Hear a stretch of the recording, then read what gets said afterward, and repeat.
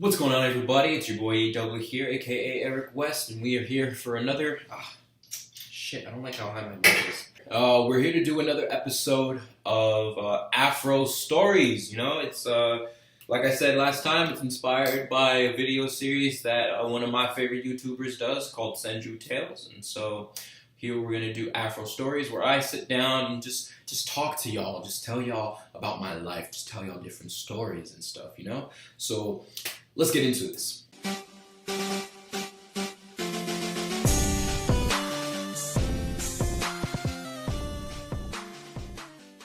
Alright, and so today I wanted to tell you guys about an old friend of mine from middle school, I believe, 8th grade. So I was about like 12 years old or so. I made a group of friends, and we called ourselves 213 because we were all into rap and everything, and 213 was our area code, and so we were like, oh yeah, we're the 213. Didn't realize how much of a gang it sounded like back then, but I mean, we're kids, you know, we do stupid things, we don't think everything through all the way.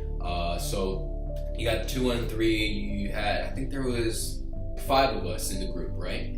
One of them was, well, okay, to an extent, we were all kind of troublemakers, right? Me, not so much, but they weren't bad people, so I still hung around. And one of them, I'm gonna go ahead and we'll name him Rodriguez, right? And so Rodriguez here, he was the actual troublemaker of the group. You know, he was the one who would go and start shit with people. He didn't always know when to shut up, and sometimes that got people mad at him. None of us were ever really around when that would happen. We'd step in and say, hey bro, calm down, we're sorry, he's kind of stupid sometimes, but we would never really support that type of sort of behavior that he was into, right? And he would do all sorts of stupid shit on the side. Like, he would tell us a story of like how once him and some buddies were out in the streets just throwing eggs at each other, and they were hitting cars and stuff. And this happened several times where one day during a fire drill, we had to step in between him and some high schoolers, and you know, even though they were probably only 2 years older than us, some of these dudes were buff, right? And some of them did taekwondo and shit too for several years. So he was messing with some messed up people, not messed up people, but he was saying some pretty racist stuff to them, right? Just walking up, and he was like, oh, ching chong, hi ho. So we had to like step in and apologize for him, because he was always scared for his life. Whenever things would get real, or whenever people would wanna hurt him for the things that he was doing, right? Eventually 213 split up, but you know, it was supposed to be a music group because I was a rapper and I wanted to have a posse. At the time, I really looked up to D12. That was my shit, and so I created 213 to mimic the group D12. If you haven't heard of D12 before, it was basically the rap group that Eminem and Proof were in with their other Detroit homies before they all split up too. Eventually, like, we really separate as we got older. Like, I think the next year, my best friend in the group ended up moving schools for high school and stuff, and everyone else just kind of did their own thing. Fast forward to maybe 1 or 2 years, and Rodriguez is actually in my advisory. If you guys aren't familiar with the term advisory, it was basically like a homeroom class, right? Of course, you know, he's still ditching class, he doesn't really care about anything. The next time that I really see him around, and I had thought that he dropped out, but nah, he was just that tardy and that late and that absent, that I thought he wasn't coming to school anymore. But the next time that I did see him, you know, he had a girlfriend and everything, and I was like, all right, cool, you know, they seemed whatever. She was kind of picking up on the bad habits too, because she would start ditching class to come see him. So mini lesson there, ladies, don't go doing stupid shit for your guys like that, right? And it goes both ways. I hadn't seen him around as often anymore. Eventually I see his girl crying and shit, and I had no idea what happened. And I believe this was the year that my mom worked at my school. There's a lot of chisme between staff and stuff, and so what I ended up finding out, they got into an argument, and he was starting to beat his girl, and they caught him, and they stopped it like right away. Like, thank God it didn't get any worse than what it actually was. Like, he only got in 1 punch, but still, that's awful that you would want to beat your girl like that. He was like expelled and everything, and I don't think he's allowed to go to school in the LAUSD district anymore. So he was gone forever. Fast forward to about, I want to say 1.5 years later, minding my business. I was coming home from my friend's house, actually. So I'm walking down Catalina. I live in LA, for those of you who don't know. I'm walking down Catalina, and I look over the street, and I see this sort of short guy with familiar looking hair, sort of chunky-ish.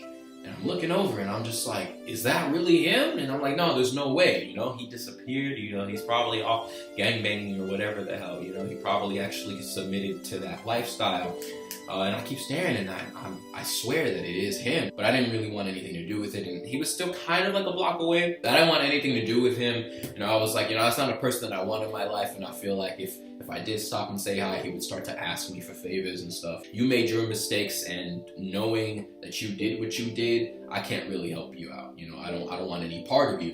I didn't say hi. I stayed on my side of the street, and I kept walking away. Then, I want to say it was a couple of weeks later, I get a message from some of you who are fans of mine know him. He's Young M, aka Melvin. He was in 213 as well. And he's like, yo, do you remember that guy, Rodriguez? And I'm like, yeah, what about him? And he's like, well, check this out. He sends me a link. He's on the website for ABC News or something like that. Because apparently he had like climbed a fire escape, broke into some poor dude's apartment, and held him at gunpoint, and like dragged him out to an ATM, took out everything that he had in his account. It was the very next day where they find security footage of him walking through a parking lot inside of the building, right? And so he saw that on the news, and like I said earlier, when things get super serious, you know, he always gets really freaked out, and so he called his dad and showed him the footage, and he turned himself in. That wasn't the end of it, because apparently, found out at the school he was being sent to a mental hospital after he was like beating his girl or whatever the hell. And the mom, Rodriguez, had no idea why he was being sent to a mental hospital, and they wanted him in a straitjacket in a padded room. And they said, oh, your son has been diagnosed several years ago to be bipolar. The problem was, the doctors at the hospital never notified Rodriguez's mom. And so, because they never notified him of this diagnosis of a mental illness, it grew worse and worse as time went on. And that was the sort of flip-flop that we've been seeing all this time, where he would be super hard and a wannabe gangster, just a total poser, starting problems with people, and automatically switch to a scared child who wants nothing to do with anybody. I don't know if he ended up in that hospital or not. I don't know if he ended up in jail. I think he did end up in jail though. And when he got arrested, the dude was only like 17 years old. I guess what I really wanted to say with all this, because these things gotta have some sort of message, was go ahead and be sure that you guys are taking care of yourselves, you know, and if you guys know anybody who's sort of going through something, or even if you just suspect it, like ask questions, you know, make sure that people are all right. So that's it for me, and I'll catch you guys in the next episode. Later. Turn your appearance to a disappearance. I fuck with nothing but gangsters, nothing but hustler niggas. Sound off, sound off.